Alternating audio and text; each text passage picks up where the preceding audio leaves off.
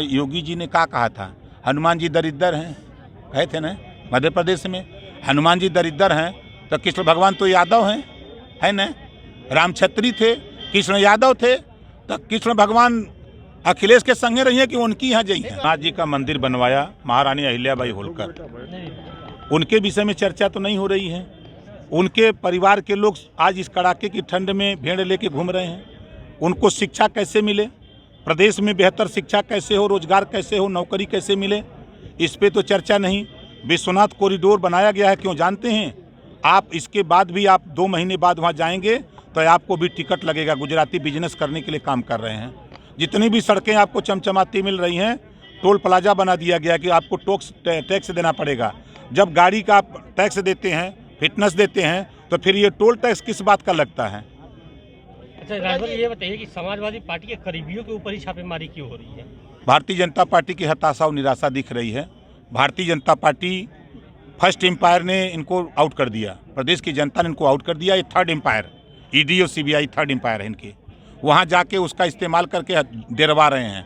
अब ओम प्रकाश राजभर, अखिलेश यादव, हम लोगों ने एक फिल्म देखा है शोले, गब्बर सिंह ने कहा है जो डर गया वो मर गया।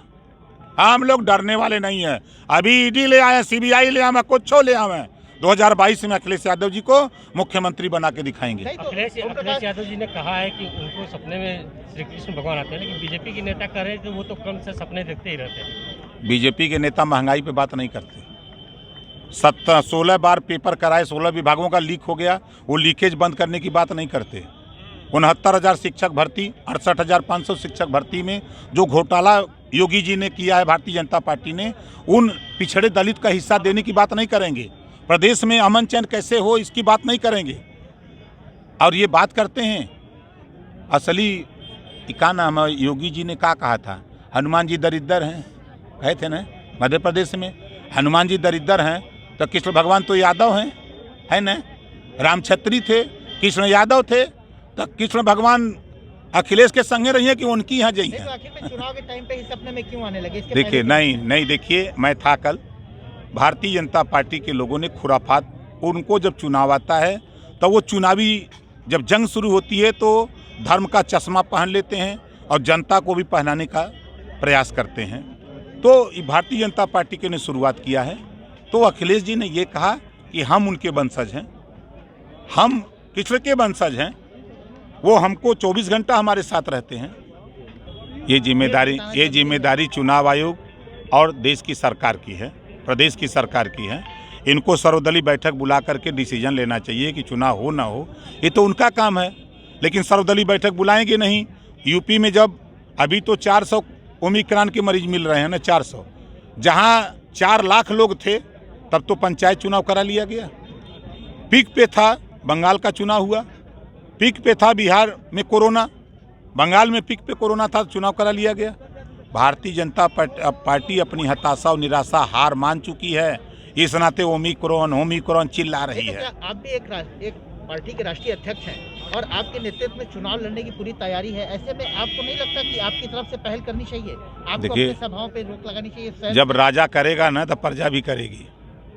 राजा तो चाँप रहा है, बस लगा के, ट्रक लगा के, टेम्पू लगा के, हम लोग साइकिलिए से चाँप रहे हैं, क्या दिक्कत है? हाँ, हम भेज के नहीं, अब तो चूंकि लेट हो गए ना, नहीं आपके सामने हाथ उठवाते यहीं कि मोदी और योगी की रैली में अमित शाह की पैसा दे के भीड़ बुलाई जा रही है, सरकारी गाड़ी दी जा रही है और उनको खाने के लिए पूरी तरकारी दी जा रही है। यहाँ लोग चले गए, देखिए कहीं एक ठोंगा मिला है आपको? एक को यहाँ ठोंगा मिला हो तो बता दीजिए हमको। उनका दावा सही वो दावा कर रहे हैं कि पिछली बार 2017 में जनता को हमने विश्वास दिलाया कि तुम हमारे साथ आओ, महंगाई कम करेंगे। 60 रुपया से पेट्रोल ले गए 100 पार, डीजल ले गए 95 से 97, उसके बाद आपको ले गए जो है कड़ुआ तेल 50 से ले गए जो है 200 पार। अब जानते हैं क्या करेंगे? ये चिल्ला रहे हैं जन विश्वास यात्रा है। जनता, हम तुम्हें विश्वास दिला रहे हैं, जो 17 में किया हूँ वही करूँगा।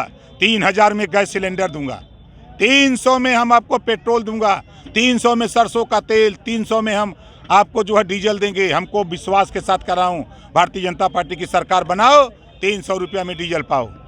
किसानों के खेत में डांड पे चले जाइए। आज के तारीख में योगी जी और मोदी जी के जो ललका साँड़ पैदा किया है, इस साँड़ किसानों का अरकल मटर, गेहूं, आलू, गोभी, पालक, भंटा ये चर जा रहे हैं, नुकसान कर दे रहे हैं। तो किसान परेशान है, सड़क पे आम आदमी परेशान है। योगी जी मोदी जी के ललका साँड़ से लड़ करके वो ट्रामा सेंटर जा रहा है, तो वो इससे निजात चाह रहा है।